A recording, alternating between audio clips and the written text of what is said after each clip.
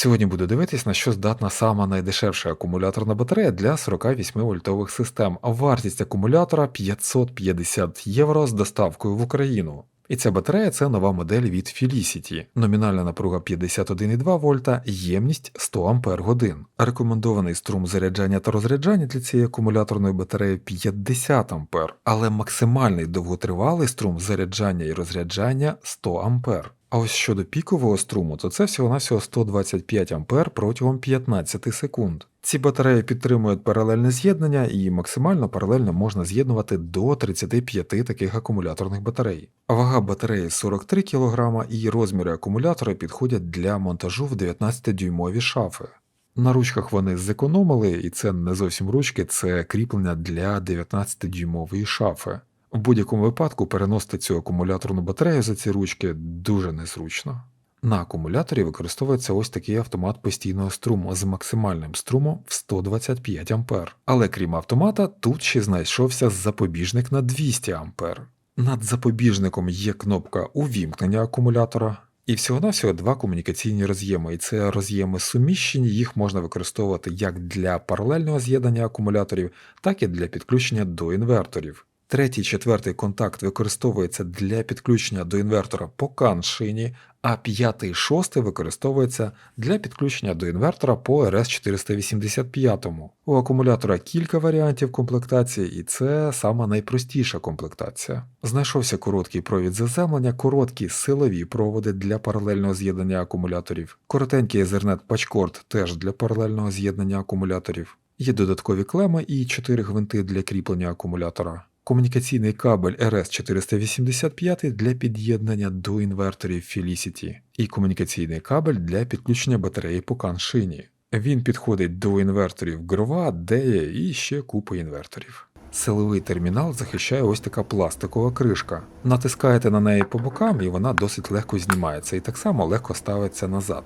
Існує також комплектація з брекетами і десь існує комплектація з настінним кріпленням. Брекетів немає навіть на Енконі, але я так розумію, що вони можуть з'явитись. А ось настінне кріплення можна знайти і на Енконі. Акумулятор рекомендується використовувати в горизонтальному положенні. Є настінне кріплення, тобто його можна використовувати вертикально, але лише в підвішеному стані. Щоб увімкнути акумулятор, натискаєте на кнопку Power і вмикаєте автомат постійного струму. А розкрутимо, глянемо, що всередині найдешевшого акумулятора, а потім подивимось, на що цей найдешевший акумулятор здатен. І не думайте, що котяра намагається мені допомагати, просто туди я складую гвинтики від акумулятора, і він намагається ці гвинтики стирити, явно щось замислив. Акумуляторна батарея зібрана з двох блоків по 8 елементів, між собою блоки з'єднані шиною. З однієї сторони акумулятора знаходиться БМС-ка, а з іншої сторони знаходиться аерозольний вогнегасник. І конструкція акумулятора досить сучасна, тут використовується ось така плівочна плата. І точно така сама технологія використовується в акумуляторах DEA Pro-B і в акумуляторах PIETS V5. На цій платі знаходяться термодатчики. Є відмітка про випробування термодатчиків. На цій платі є ось такі хвилясті доріжки, не здивуюся, якщо вони використовуються у якості запобіжників для балансувальних доріжок. Видно, що елементи використовуються нові, QR-коди не затерті, але, на жаль, жоден декодер не знає, що це за виробник. Зверніть увагу також на дату виготовлення цих елементів – 26 рік, 8 січня. Відео я записую в кінці квітня 26 року. Шини до елементів зварені лазером і видно, що якість зварювання хороша. Між самими елементами є ізоляційна прокладка. Кожен окремий модуль з 8 елементів стягнутий металевою стрічкою. Кнопка увімкнення і до мінусової клеми підходить металева шина. Сенсор вогню від вогнегасника, і вогнегасник тут працює як автономна система, до нього жоден провід не підходить. У якості силових проводів використовуються проводи 4 АВГ. До автомата постійного струму, крім силового проводу, також підходять два проводи живлення. І автомат тут використовується з додатковим аксесуаром, який має функції MX та OF.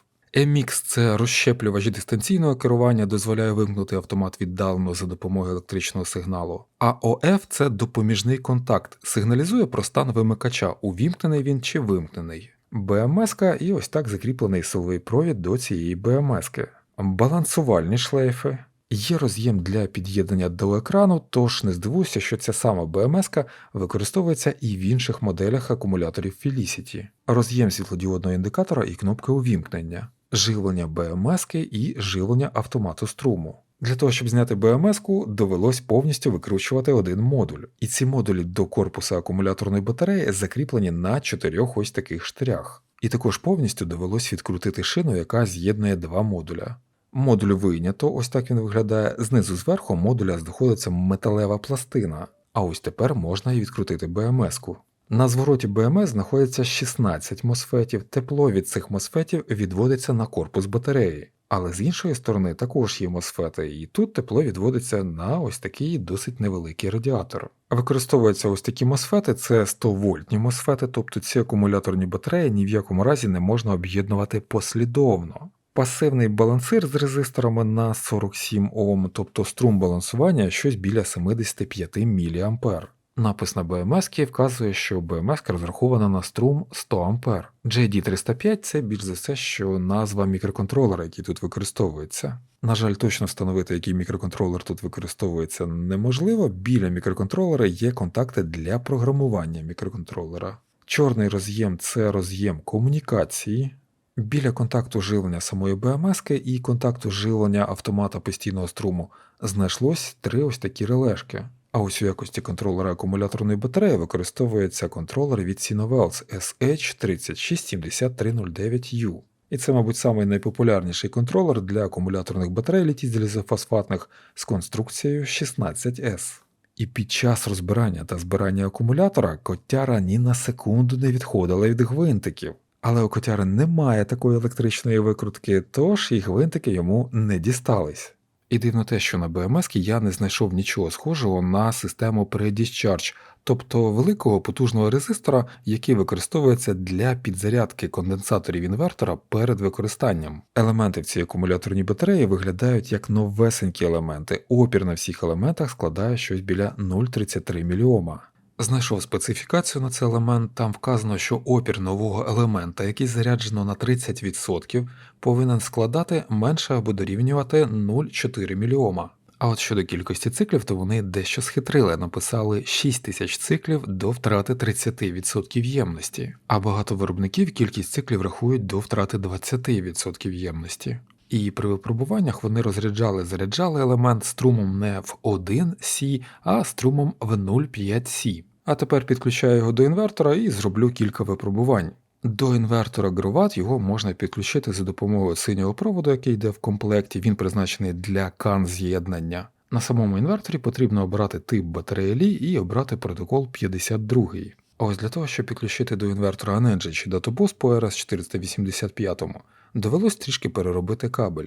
Бо на цих інверторах RS485 розміщений на першому та другому піні. Про потребу в переробці Felicity теж попіклувались, вони в комплект поклали 2 пустих роз'єми RJ45. Тож до Anenji батарея підключилась і комунікація працює. А на самому інверторі потрібно обрати тип батареї Li2. Це RS485 швидкістю 9600. Навантажив батарею максимальним струмом 100 А. З батареї потужність знімається 5100 Вт, на виході інвертора потужність 4,5 кВт. І струмом 100 А я цю акумуляторну батарею розряджаю від 100% до 5%. І обмеження розряджання до 5% це я виставив на самому інверторі. Батарея віддала свою енергію без жодних проблем, під кінець розряджання струм досягав 105 А. Випробування показали, що струм 100 А батарея може віддавати довготривало. Але вкотре нагадую, що якщо вам довготривало потрібно живити якогось потужного споживача і при цьому з батареї брати струм в 100 А, то краще придбати 2 такі батареї, а то й 3, і з'єднати їх паралельно. Цей інвертор може заряджати від мережі акумуляторну батарею максимальним струмом 80 А. І це теж досить великий струм для подібних акумуляторних батарей, їх бажано заряджати струмом не більше 50 А. І ось ця батарея майже до самого кінця заряджалась струмом 80 А. А вже потім струм поволі зменшувався і під кінець він був біля 10 А. Тобто на цій батареї особливого алгоритму обмеження струму при заряджанні немає. Вирішив перевірити, чи є на цьому акумуляторі система pre-discharge. Вмикаю вихід акумулятора, і акумулятор моментально видає напругу в 53 вольта. Тобто якоїсь системи pre-discharge на цьому акумуляторі немає. Тож при першому підключенні до інверторів, у яких досить великі конденсатори, бажано зробити передзаряд цих конденсаторів. При розряджанні до 5% стану заряду батарея віддала 99 Ах. Заряджав батарею струмом в 50 А, під кінець заряджання різниця напруги на елементах складала 124 мВ.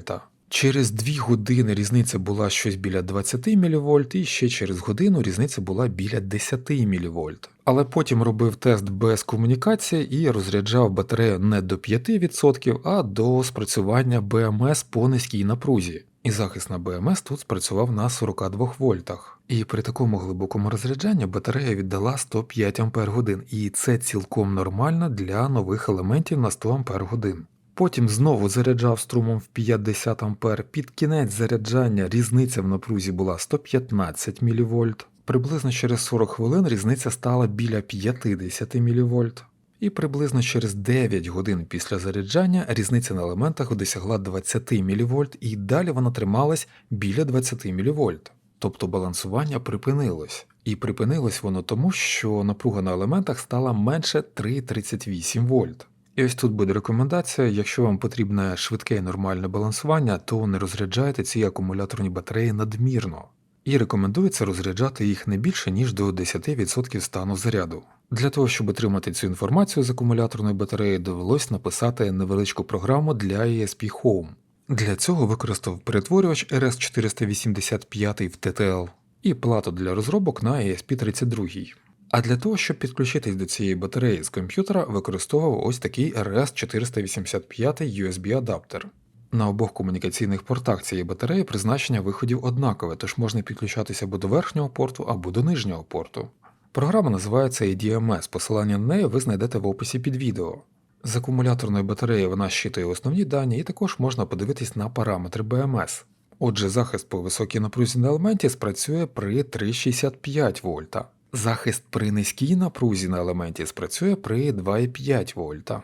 Обмеження струму заряджання 100 А, але захист працює при 125 амперах. І також обмеження струму розряджання теж стоїть 100 А, але захист працює при 125 амперах. Щодо захисту по температурі, то параметри точно такі самі, як у інших акумуляторних батарей. Нагадую, що ця акумуляторна батарея не призначена для використання в неопалюваних приміщеннях. Старт балансування цієї акумуляторної батареї починається від 3,38 вольта. А ось при якій різниці в напрузі на елементах починається балансування цієї інформації, на жаль, я тут не знайшов. На цьому буду завершувати відео. Сама велика перевага цієї акумуляторної батареї – це її досить низька вартість. Використання протоколу Pylontech дозволяє цю акумуляторну батарею під'єднувати майже до всіх інверторів. Підтримка у Felicity працює і відповідає дуже швидко. Є вбудований автомат постійного струму, запобіжник та вогнегасник. Щодо мінусів, то вони зекономили на системі обмеження струму. Ця система використовується в першу чергу для того, щоб паралельно з'єднувати акумуляторні батареї, які мають різний ступінь заряду. І це, мабуть, перша акумуляторна батарея, яка була в мене на тестах, в якій немає системи pre-discharge. Також відсутній обігрівач, тож якщо ви будете використовувати цю систему десь в неопалюваному приміщенні, то доведеться щось придумати з підігрівом цих елементів. І ось на цьому точно все.